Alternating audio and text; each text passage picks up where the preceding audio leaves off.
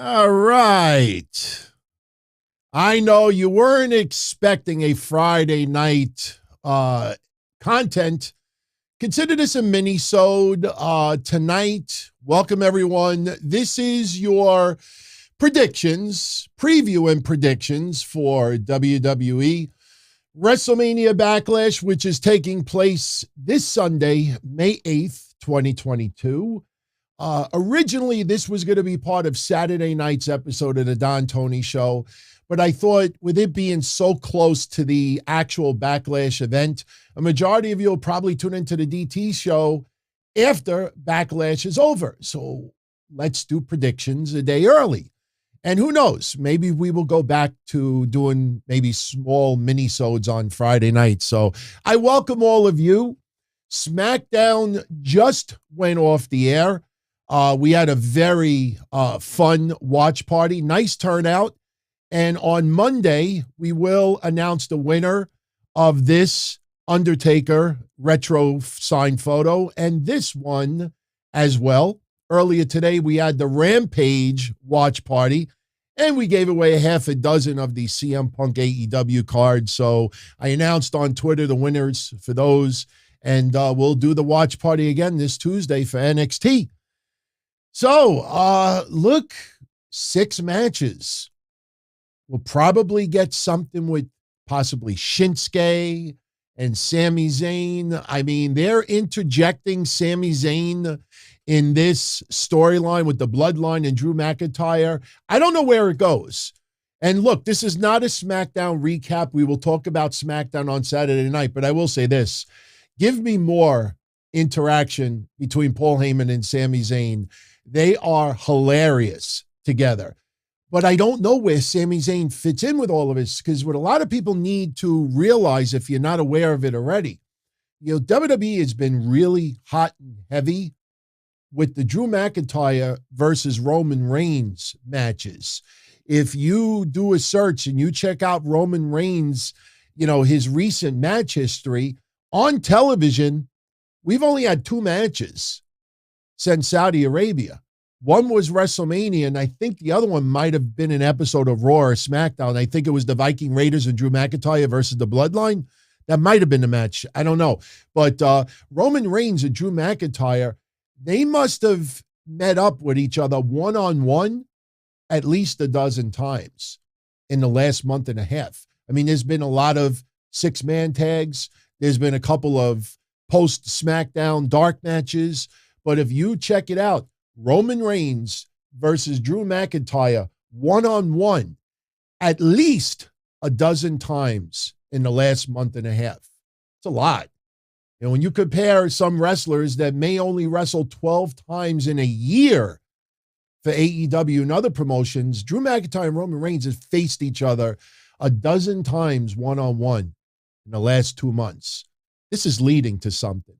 Now, we were unsure until SmackDown finished tonight if they were going to throw another little twist in the tag team title situation. I know that there's quite a few people tonight. I don't blame them for being in denial with this, because I'm a little skeptical about it as well. If you're not aware, news reports came out tonight that WWE never had any intention on unifying the tag team titles. So this whole idea of RK Bro versus the Usos, winner take all, that the claim is WWE never had intentions on doing that. I find that too difficult to believe, because it's not normal for WWE to hype up a mega stipulation like that just to change it. It's really odd. I mean, look, you go back 20 years. I mean, when was the last time, barring someone being suspended, a wellness violation, when has WWE ever done that? So obviously something is going on. And I personally think, I don't want to jump too far ahead, but putting Drew McIntyre in this match is designed for one thing and one thing only, to plant the seeds of Drew McIntyre versus Roman Reigns for at least one of those championships. You don't just scrap a major stipulation about unifying tag titles. And here's another thing about that storyline that still kind of angers me about it. I could get it in storyline. The Usos, they go along. They trust the tribal chief. You know, remember that promo that Roman Reigns said about a month ago from WrestleMania, right after Mania. Remember that? The Bloodline wants all the gold. The Bloodline wants all the gold. They wanted RK Bros tag titles as well. Why does that suddenly change? Now, obviously, if you want to go between the lines, Paul Heyman concerned about Drew McIntyre going after Roman Reigns. But again, Roman Reigns never had a title match scheduled for WrestleMania Backlash. You would think that if Roman Reigns was going to have to defend that championship, then maybe in storyline, Paul Heyman is afraid and he interjects Roman Reigns into the tag team match to, in storyline, avoid Roman Reigns from having to defend it, especially against Drew McIntyre. That's got to come out down the line. That's got to come out because the Usos were never really, explaining that they're cool with suddenly no longer wanting all the gold. RK Bro, don't you think RK Bro would want those titles just as much as the Uso did? Why would RK Bro suddenly be cool with Drew McIntyre interjecting himself into this match? Or it just, there's a lot of holes with this. And WWE, let's be honest, leading into WrestleMania, they amped up the quality of their storylines. Yes, their creative is very shoddy at times. I'm not disputing that. But if you really examine this week after week following WrestleMania, it is messy. It is extremely messy, unnecessarily messy as well. Now, obviously, I spent a couple extra minutes because when you got only 6 matches to get into, this stream tonight is only going to be about 30 minutes long, give or take a little bit. Because don't forget again, one more cheap plug tomorrow night, 8:05 p.m. Eastern, Saturday, May 7th, the Don Tony Show. We got a ton of stuff to get into, but for tonight and tonight only. And I will answer a couple of questions related to WrestleMania Backlash as we go along and after we do the predictions.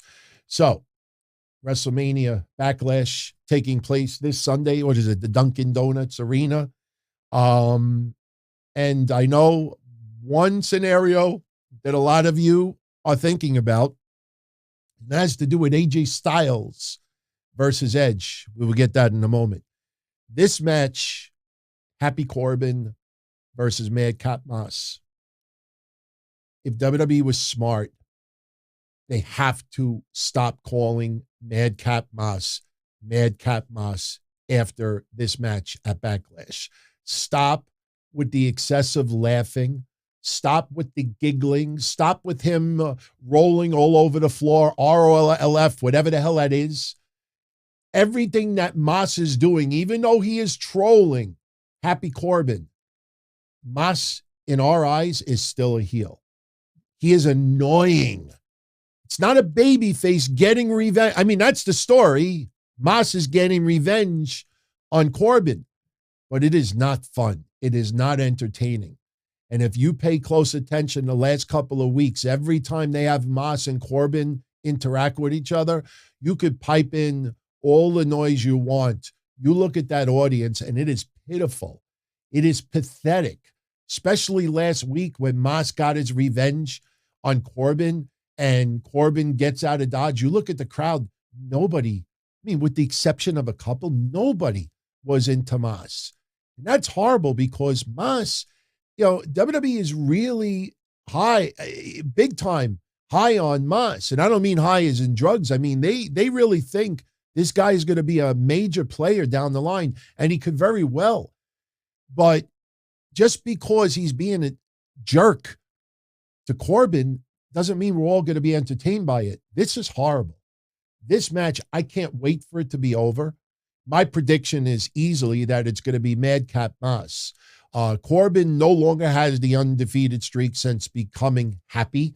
So having 2 losses in a row, no problem with that. Moss has got to get this win, get away from Corbin as quickly as possible, drop the Madcap name, drop all the giggly stuff, and start being a little bit more serious. Maybe he needs to get the tap on the shoulder from Dewdrop, like she did with Nikki Ash. Are you done with the joking?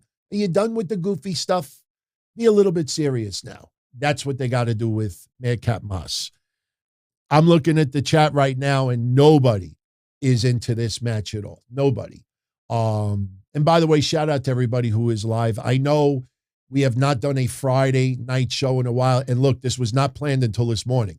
So I know there's a lot of people that are going to find out about this later on and like, hey, I didn't even know you were doing it Friday. But let's get predictions out of the way. So I go with Moss to take it over Happy Corbin. Next on the list, Bobby Lashley versus Omos with MVP in his corner. If you remember WrestleMania, Bobby Lashley got the win. I do not see WWE suddenly going on a losing streak with Omos. Will someone interfere? MVP? I mean, we kind of thought that there was a little tease that Cedric could possibly realign with MVP. I don't see that. It's pretty obvious that Omos needs someone to speak on his behalf.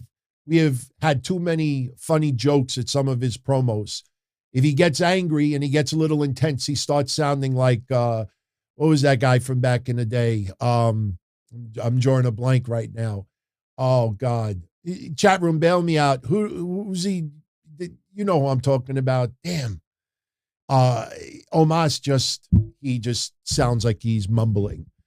MVP, I love him as a manager.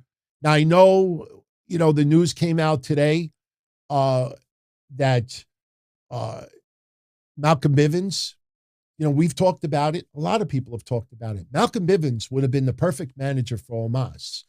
He revealed today that WWE never approached him about managing Omos. He didn't say if he would have done it or not, but if you want to check out that footage, it's online. And Malcolm Bivens also admits, which we've talked about already, that WWE offered him a new deal and he turned it down. They offered him to go to the main roster. He turned it down. And WWE's like, okay, if you don't want to stay with us, then why wait until your contract is up? Leave early. Leave early. Ahmed Johnson. Thank you, Navon.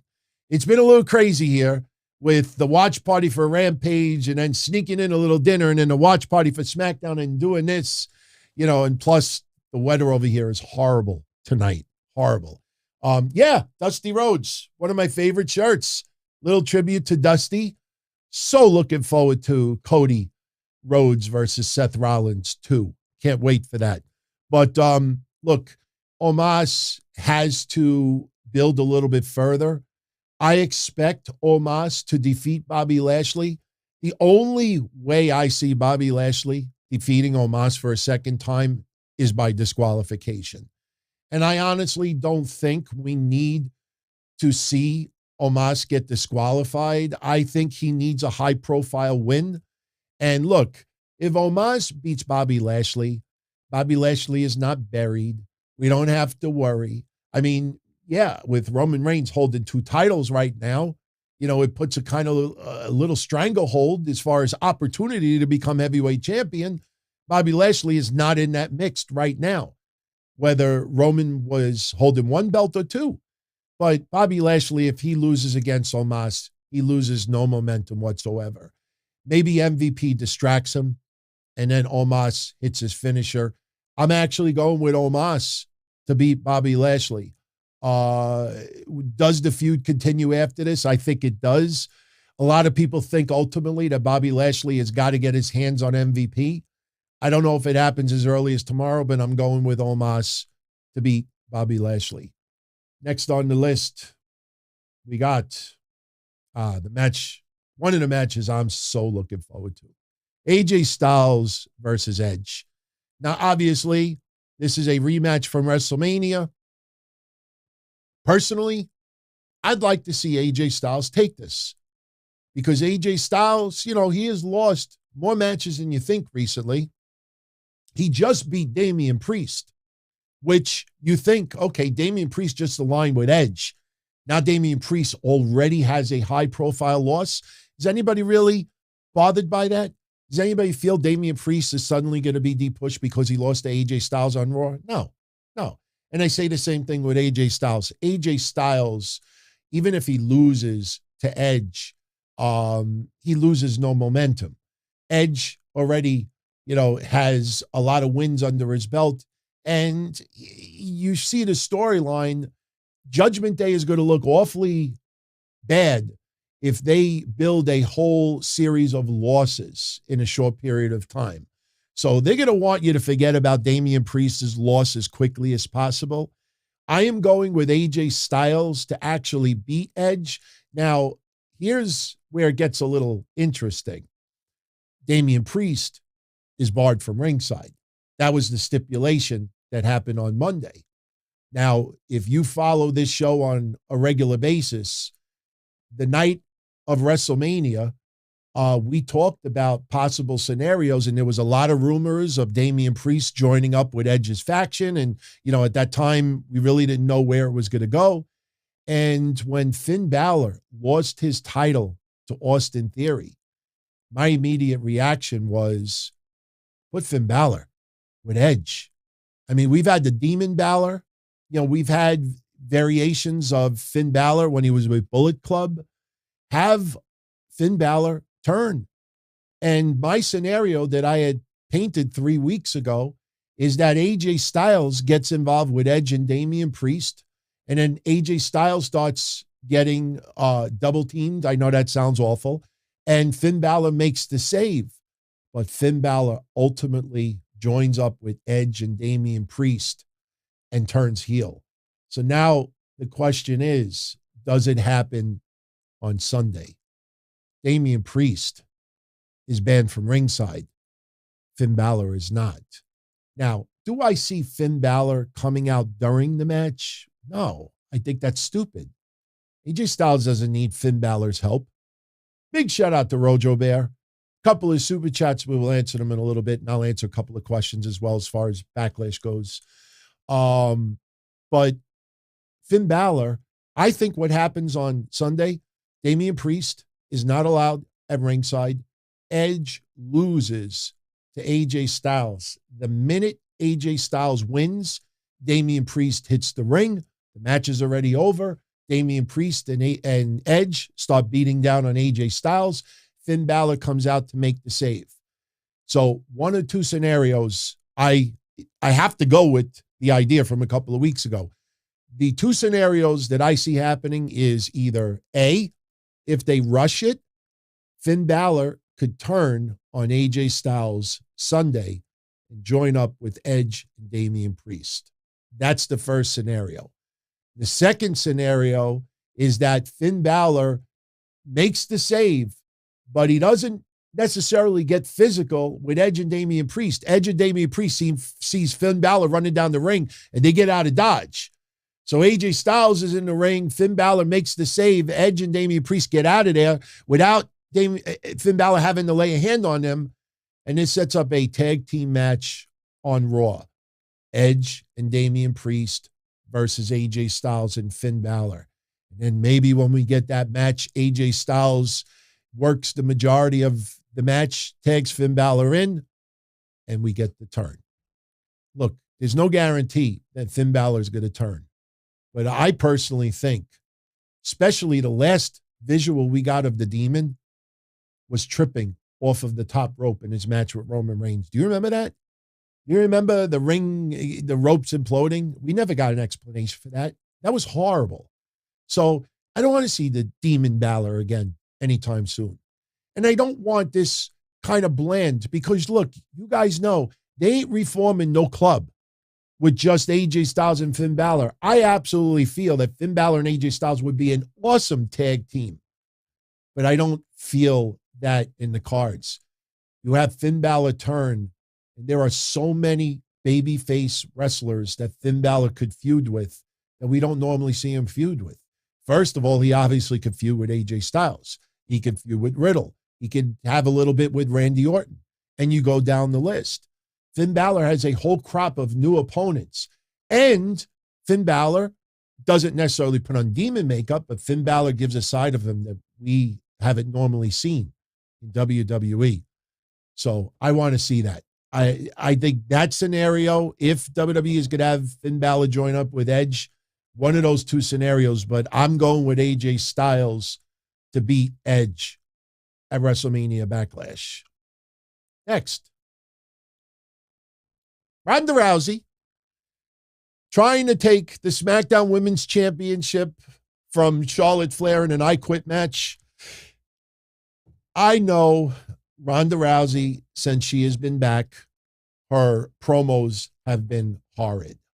It just feels like she has taken a whole bunch of sleeping pills. I'm not saying that as an overdose, but she just seems like she's ready for a nap. It's nappy time for her.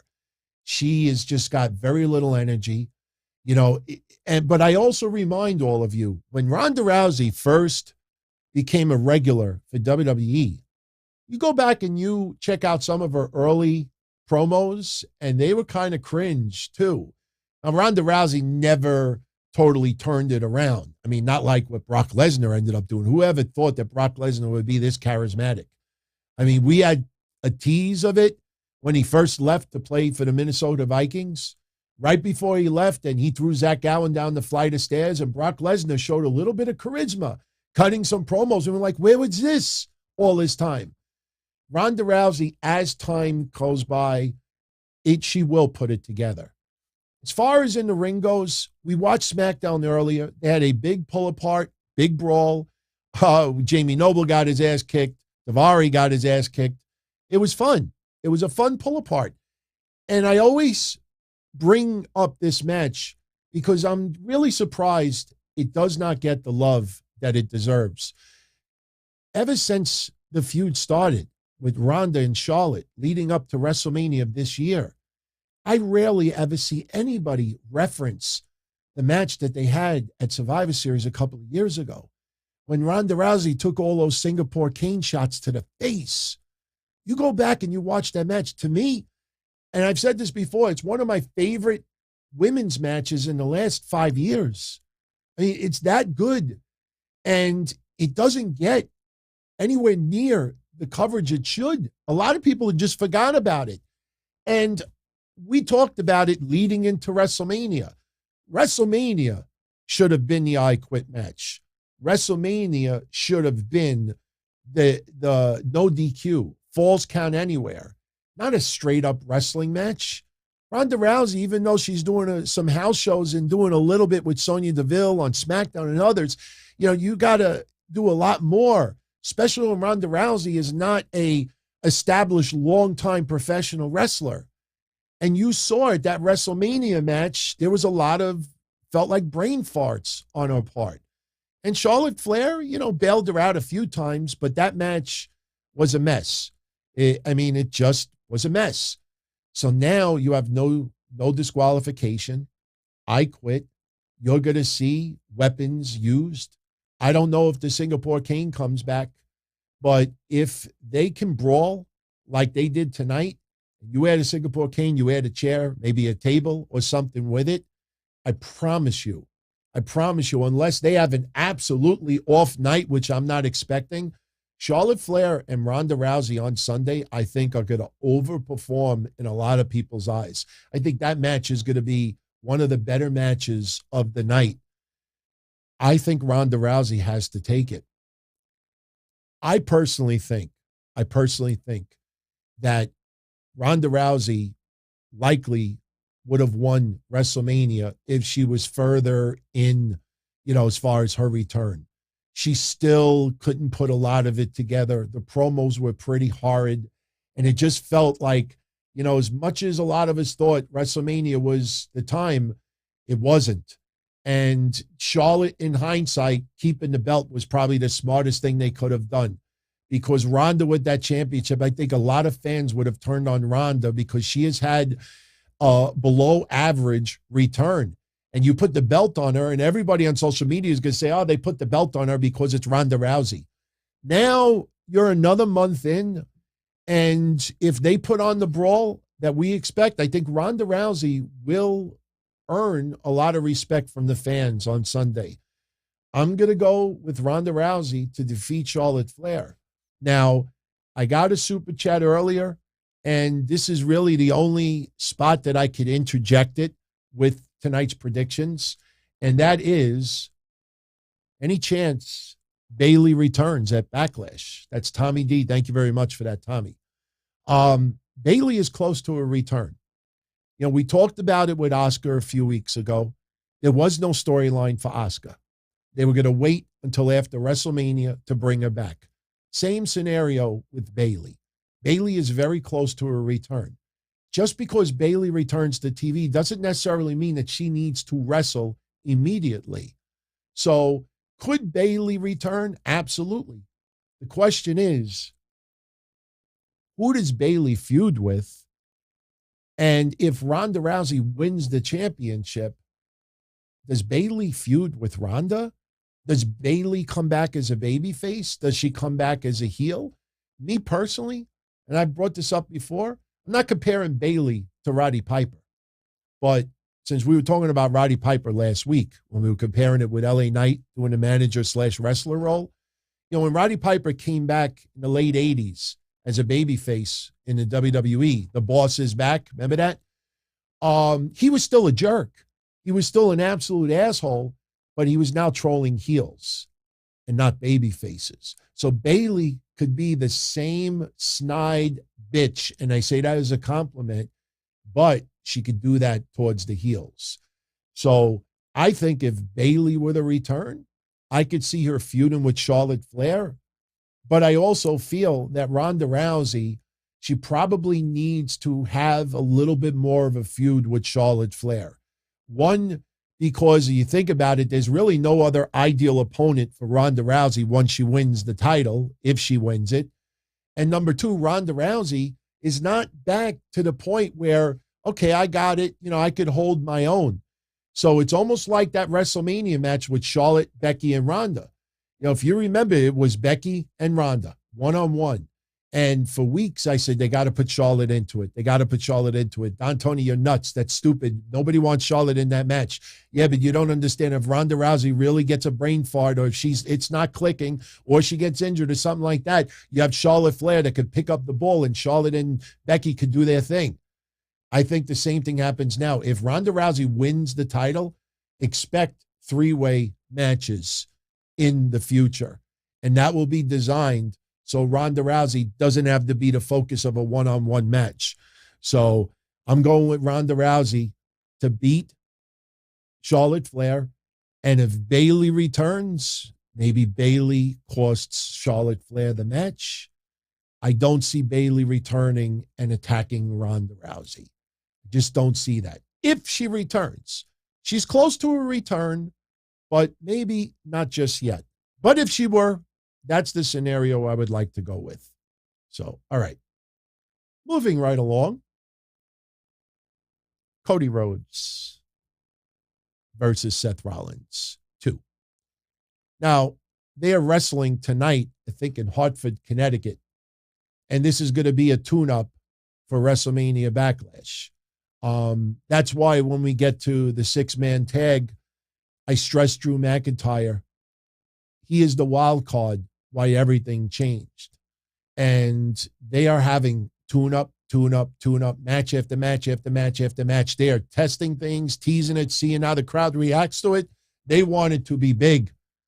Now, obviously, with WrestleMania 38, Seth Rollins and Cody Rhodes had an absolute banger. Now, think about it. It's very hard to, do even better than your first match. We've seen that many times. Two wrestlers have a banger of a match. They have the rematch. The rematch never seems to be as good as the original.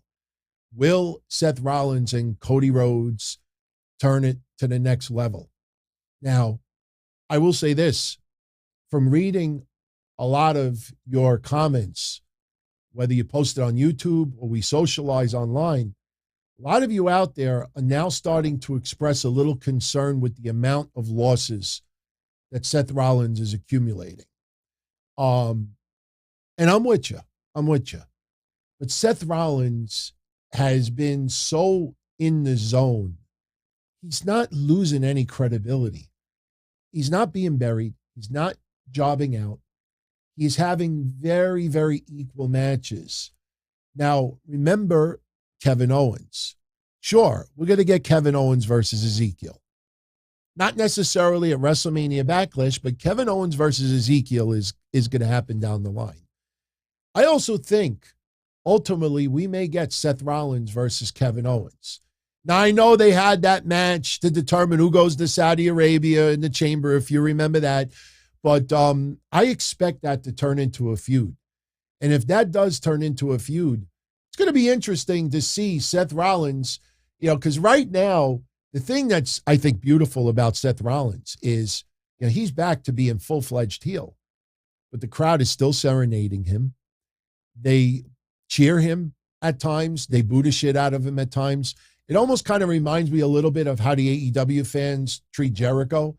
Like, they'll serenade Judas, and they'll cheer afterwards. And they'll cheer some of Jericho stuff, but at the end of the day, they'll boo the shit out of him as well. So, in my opinion, I think Cody Rhodes does defeat Seth Rollins once again. And I'm not concerned if Seth Rollins loses a second time. Sure, a lot of people will feel that Cody Rhodes has his number. Does Kevin Owens get involved on Sunday? Is there a little bit of a distraction? I have no idea. But Seth Rollins, I believe, is going to lose to Cody.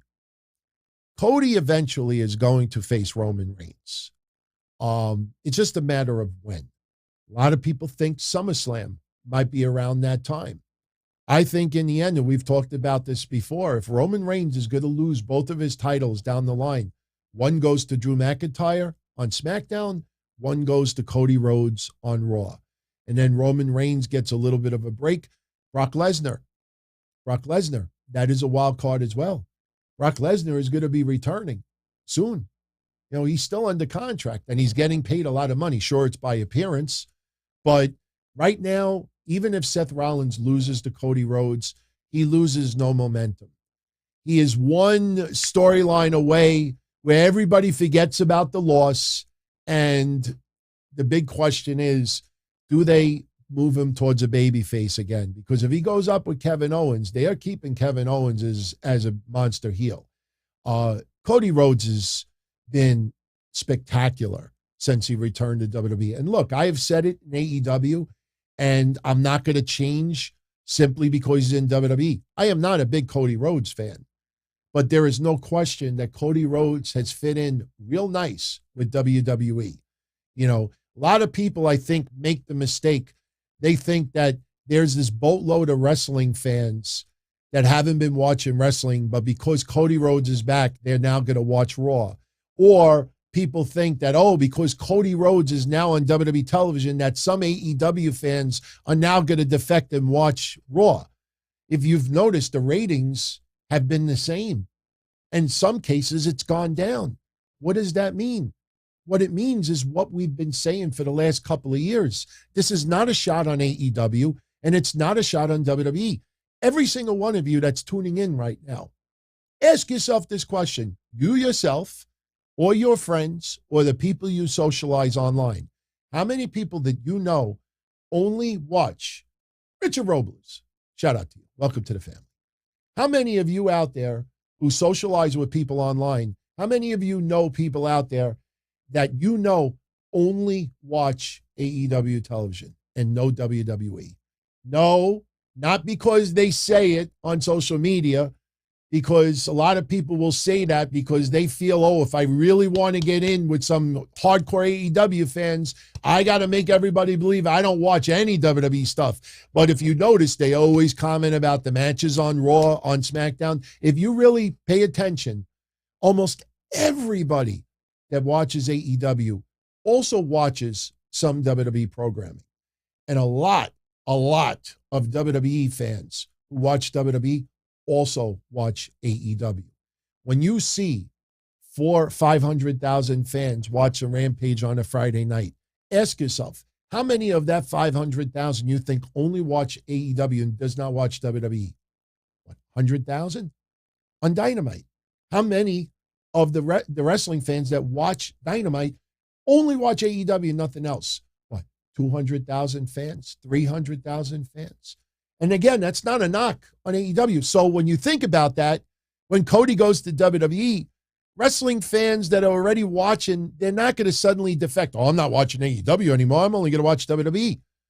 You know, the only area where Cody Rhodes moves the needle is maybe some house show ticket sales and merchandise right now. And buzz, attention, publicity, articles, press. That's where, and look, everywhere you look, Cody Rhodes is doing an interview. Everywhere you look, Cody Rhodes is signing every single person's autograph. He will not leave until he gets everybody. He's taking pictures. He's writing. He's socializing online. He's doing everything. So Cody Rhodes, he is on such a momentum right now. You do not derail it with a loss. And no, I don't even want Kevin Owens to cause Cody the loss. Even if that were to spark a feud with Cody Rhodes and Kevin Owens, I don't want to see that. I'd love to see the match, but I don't want to see it as a result of a distractive loss. Cody Rhodes has got to keep his momentum. The storyline is bigger. Win it. My dad never got an opportunity to become WWE champion. I want to do that. Believe me, it actually, I know we feel sometimes that titles don't matter. Believe me, when you hear Cody say that to someone else, it really does matter to them because they're in the industry. So I'm going with Cody Rhodes to beat Seth Rollins. And look, the reason why I'm being a little more detailed with what I'm saying tonight is two reasons. One, there's only 6 matches. And number two, because, there's more than just the match happening. Oh, look, we could just say Cody wins, this person loses, it'd be done in 2 minutes. But we got to look a little bit ahead. And I say Cody Rhodes defeats Seth Rollins. And this leads to the main event. RK Bro and Drew McIntyre versus the Bloodline. Roman Reigns and the Usos, no titles on the line. Again, I don't need to repeat what we have said the last 2 weeks since this was announced. The storyline seems like a mess. There's a lot of holes in it that are not explained. Again, we don't know exactly the reason. I do not buy that WWE never had intention of unifying the titles. The tag team division is an absolute mess right now. And I would have no problem with them unifying the titles temporarily. You saw Drew McIntyre cutting an interview over this week saying that he prefers 2 titles, one on each brand. Dave Meltzer and Brian Alvarez tonight, and it's a news story everywhere that, Fox and USA Network want their own champions. That's news. That's common sense. USA Network and Fox are not sharing revenue. They're not partners. They want their own recognizable champions. We've talked about that since day one. That's not news. That's common sense. So right now, Roman Reigns having both titles, that's because Roman Reigns is willing to do what he's doing for both brands. That's not going to be forever. So him holding 2 titles, this is only temporary, a couple of months at most, especially when you end up down the line negotiating new TV deals. If you saw what came out with the first quarter financials yesterday, WWE's got to make sure that USA Network and Fox are extremely happy with the programming that they have. Because when those deals come up, that is critical with the amount of revenue that's coming in. So, this scenario of not unifying the titles, the way they presented it, you felt like either, somebody is in the doghouse, and we thought, hey, maybe WWE was really unhappy with Jimmy Uso's footage of the DUI arrest from last year. And maybe they said, no, we're not going to give him undisputed champion right now. I don't know. But the fact that Drew McIntyre is in this match, he's the only one without a championship. They have been having Roman versus Drew for the last month and a half to 2 months. They are constantly going at it. And if you look at a lot of fan footage, you will see almost the same sequences in some of the recent matches. They are doing what we used to see in the 80s, especially the 90s. The 90s is probably where I saw it the most. That you would have, let's say, Shawn Michaels versus Sid Vicious, or Shawn Michaels versus Diesel. That's coming up for a pay-per-view. And you look at the house show results for 2 or 3 weeks before the pay-per-view. Every week, the same 2 matches. Oh, Shawn Michaels defeated Diesel at a house show. And it got to the point where, and anybody that goes back to the 90s with me will remember this, it got to the point that when people would post their house show recap, hey, I went to WWF tonight in, Tulsa, Oklahoma, and after a week or two, that people would be like, oh, same thing, same scenario went down with Shawn Michaels and Diesel, that they did this person did this, blah, blah, blah, blah. People got sick of just writing it because other people were writing the same thing, and they saw, look, we're getting the same thing. They were practicing. They were testing things, testing the fans. How do they react to this? Moveset, a lot of situations. So that's what's been going down. To put Drew McIntyre in this match with no titles on the line, Roman Reigns, I personally think Roman Reigns is going to be pinned Sunday by Drew McIntyre. And the big news coming out of it is Drew McIntyre ended Roman Reigns' streak of 2.5 years without being pinned.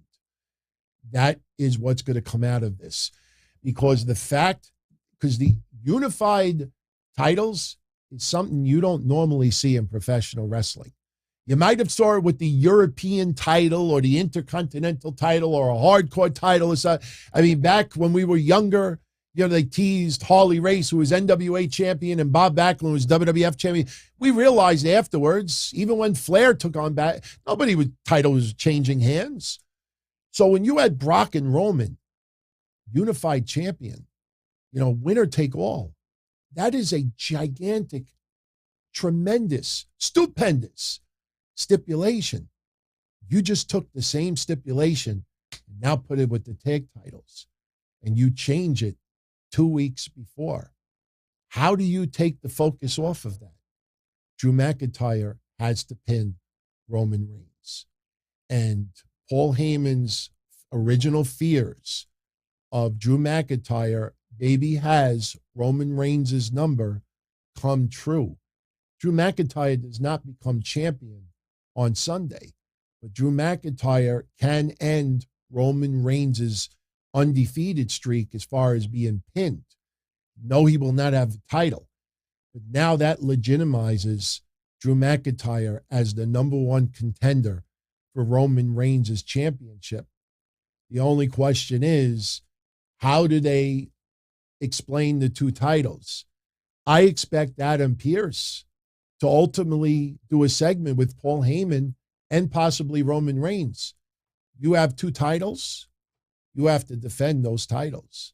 That's why Roman Reigns has not defended those championships on TV since he won it at WrestleMania. They have never explained, is there only 1 title now? No, he keeps coming out with 2. When Roman Reigns finally has to defend that championship on TV, I expect him to have 2 matches. I expect Adam Pearce to say, wait, you have 2 championships. Okay, Drew McIntyre is going to take you on for the Universal Championship. Oh, hold on. Hold your horse. What about the WWE Championship? Oh, what do you do about that? That's where I see this going. Now, the only problem is we have Hell in a Cell before that. So I don't see Hell in a Cell being the pay-per-view where Roman possibly loses his titles. Some bullshit has to happen at Hell in a Cell, which then leads into the summertime and we get towards SummerSlam. So Drew McIntyre pinning Roman Reigns on Sunday covers up, it shifts the attention of the unified tag team championship match that never happened. And that puts it all on Drew McIntyre and Roman Reigns. Now, There's only one other problem that we got to talk about is in storyline, if we're right, and the storyline is Paul Heyman put Roman Reigns in that tag match because Paul Heyman is worried that Drew McIntyre was going to challenge him for the title. And Paul Heyman is worried that Drew has his number. If that's the storyline and that comes out, okay, so now you have Drew going after Roman. Why doesn't RK Bro and the Usos go back to their unified storyline? Something has to be awfully stupid for the Usos to suddenly be like, we don't want the titles. Or RK Bro, we don't want those titles.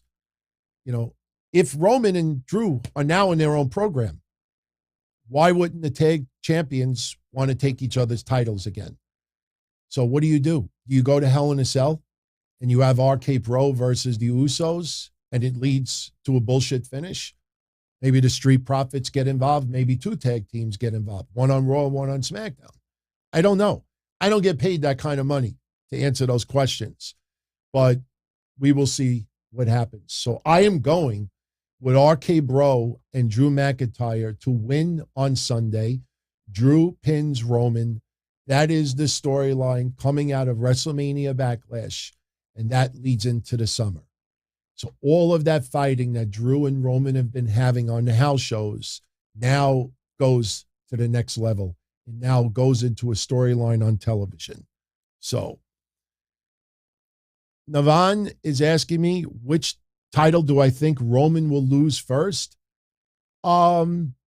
It's an interesting question because if Roman loses both titles in the same night, if you think about that, Roman, obviously, if he has two separate matches, he could be beat up and run down after the first match. So let's say Cody were to fight Roman second and Cody beats him for the belt. You don't want anybody to be like, Roman, I wasn't 100% coming out of my first match. So that's interesting. It's very interesting. I personally think if Drew and Cody were to end up being the ones to take the titles off of Roman, I think Drew McIntyre's got to win it first. I mean, even though Cody has got this storyline and he's been doing spectacular, and obviously he will become WWE champion, I think Drew McIntyre, especially those 2 years that he was champion, he was the COVID champion. He never got to defend that championship in front of a live audience. I think with the amount of years and how Drew McIntyre has been one of the MVPs for WWE, I mean, Drew McIntyre, a lot of people a year and a half ago were already saying, Drew, he's not what he used to. The crowd is not into him. He's mid-card. Stop. No, Drew McIntyre has been able to keep that level, and the fans are keeping him at that level as well. You might have that small, very loud noise online that says otherwise, but you look at the shows. You look at the house shows. You look at the live Smackdowns. He is massively over. So with the amount of work that Drew McIntyre has done for WWE the last couple of years, Drew McIntyre should win the title first. Yeah, I always called him the COVID champion. He was. I mean, he was the champion really during the COVID era. I mean, Roman was as well, but yeah, it's that's where I see going with this. Stefan Beck, shout out to you, my friend. He was at SmackDown tonight, and the crowd was very much alive for the show, and it was good at the Nassau Coliseum. I tell you, I live about 15 minutes away from that building, and I could tell you Long Island is notorious of having very crappy crowds. Anybody that lives in my neck of the woods that's older will tell you that WWE has a history. You go to the Coliseum, it takes a lot to get the crowd alive. And yeah, we were watching the watch party tonight and the crowd was really into it. So yeah, it came across that way on TV, Stefan. And I hope you had a good time. Shout out to Rojo Bear. Once again, my friend, thank you very much. Not related to today, but John Falsetta.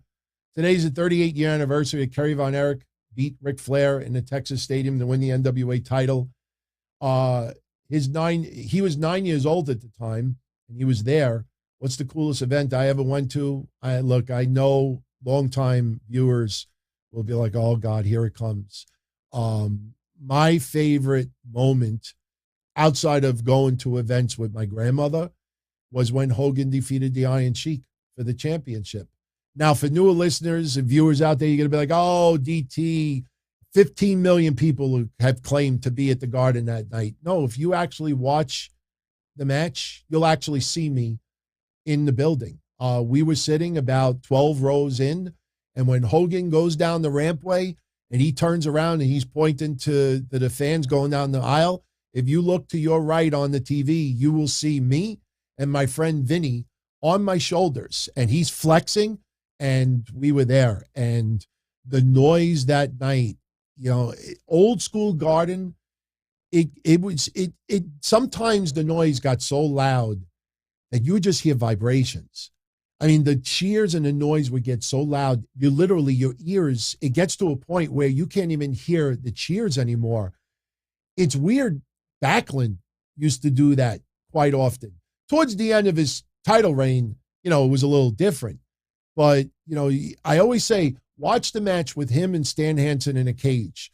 And if you just watch it on TV, and I know the audio quality is kind of shangada, but when the fans start to sense that Bob Backlund is going to escape the cage, if you just turn every other noise in your house off and you just put that volume up, you will hear that volume just start like going like this, and it just erupts, and it gets so freaking loud. You could only imagine how loud it was there. So for me, I mean, obviously that was the night because, you know, Hulkamaniac as a kid. I mean, I have some, you know, other moments that I will cherish forever, you know, involving Terry Funk and some of my friends who wrestled. But that moment is the more, you know, public one. So Rams fan wants Asuka to shout at him. I don't know how you could do that. You know, online, you know, it's very difficult to get wrestlers to shout at you unless you say something really nasty. All right. Zantastic was at Hell in a Cell when Taker threw Foley off the cell. Props to you, my friend. That is a memory. If any of you out there have never been to like a big wrestling event, now you obviously can't predict moments, iconic moments that'll last a lifetime. But, you know, if you ever get lucky to go to an event, AEW, WWE, anywhere, and you get an iconic moment that was not planned, but you witness it, that'll stay with you forever. I mean, I know it sounds cliche, but, you know, I think of some of the moments. I mean, I was there when Chainsaw Charlie came out, when he had the chainsaw and he was on the Raw stage. And, you know, I mean, it's just, I wish I could bottle it and relive that again, over and over again. So, you know, if you ever get the opportunity to go to an event, you know, if it doesn't break the bank and you can afford it, you know, go, because you may end up with a memory that lasts a lifetime. So, all right. So we are almost done. We are at 54 minutes. So I definitely want to leave this before we hit 1 hour. So don't forget, tomorrow night, Saturday night, May 7th, I will be right here for the Don Tony Show. It starts at 8:05 p.m. We have a lot to get into, obviously. The synopsis is already online. When I go like this, you could click a link and you could see the preview. And I hope you all enjoy WrestleMania Backlash. Now, if you are a member of my Patreon family, or if you're a channel member here, in about an hour from now, I am going to be putting up the predictions contest. So you get an opportunity to win a 50 spot on YouTube, a 50 spot on my website. I will send the links to everybody who it applies to. And, you know, good luck to everybody who is going to take part in that. So pretty cool. I'm looking at everybody online what's posting some of their memories. You know, Rams fan seeing Limp Bizkit perform at WrestleMania 19. Somebody seeing Bret Hart and Steve Austin. My God, I wish I was there. I wish you know what, the match in the last 20 years that I wish I would have been able to see live, Hulk Hogan versus The Rock, WrestleMania. I mean, don't get me wrong. The commentary from JR and King is tremendous, but I wish I was in the building that night. Because you know why? It would have brought out 12-year-old Don Tony again. Because, my grandmother, who I was closer to than no one else, she's the one that got me into wrestling as a preteen. My grandmother was the ultimate Hulkamaniac back in the day. She died in 1991. So she died before Hogan turned his back on pro wrestling and joined the New World Order and did everything he did. She never got to see any of that. But, I would have brought back memories of me as a kid with my grandma and everything like that. So, all right. So I hope you enjoyed this predictions. I always try to think outside the box and not just give you a straight up win-loss. Oh, Ronda's going to win this. Drew's going to pin this. Yeah, anybody could do that in 60 seconds or 2 minutes. But I want to go one step ahead, not only to explain why I think, the match is going to end up the way they are, but what could transpire next. Who knows? I could end up being wrong with everything tomorrow. So in the comment section tonight, post some of your predictions, some of the things you think could happen, or some scenarios you would like to see happen that probably won't or should. So, all right, everybody. Much love, as always. And on your way out, if you enjoyed tonight's show, smash that like button. Like, share, subscribe. I know you hear it from every show out there, but you'd be surprised how much that actually helps yours truly. So I thank you all. Thank you for stopping by tonight. We were not planning on doing a Friday night show. And let me tell you something. We got this done in an hour. So if you want more, maybe hour-long, 30-minute, 45-minute mini-sodes, and maybe on a Friday night, speak up. Let me know. And maybe we will work it out, and I'll make it Friday nights. Once again, must-see podcasting. So, all right, everybody, be well. And to all of you out there, whether your moms are still with us on this earth or they are up above looking down on all of us, I wish all of you a happy Mother's Day. All the best. Yeah, it kind of sucks. Backlash is on Mother's Day. I'm going to spend the day with my mom, but once 5 o'clock comes, all right, Ma, I got to see you later. Bye. I got to do stuff at home. So, damn you, WWE. Be well, everybody. Happy Mother's Day. As far back as I can remember, I always wanted to be a podcaster. For me to live any other way was nuts. To me, those goody-good people who worked shitty jobs for bum paychecks and took the subway to work every day and worried about their bills were dead. I mean, they were suckers. They had no balls. If I wanted something, I just took it. I ran everything. I paid the bills. I paid the host. I even paid the masked maniac. Everybody had their hands out. Everything was for the taking. We always called each other good fellas. You would always hear from somebody. You're gonna like Don Tony. He's all right. He's a good fella. He's one of us. But if you're part of my crew, nobody ever tells you they're gonna get rid of you. It doesn't happen that way. There weren't any arguments or curses like in the movies. See, your haters come with smiles. They come as your friends, the people who've claimed they care the most for your life. And now that's all over. And that's the best part. Today everything is different. There's lots of action. I don't have to wait around for everything like everyone else. Oh, I didn't get the vaccine? Fuck you, vaccine me. Oh, your delivery guy has COVID? Fuck you, feed me. Right after I moved here, I ordered egg noodles and ketchup, and I got spaghetti with meat sauce.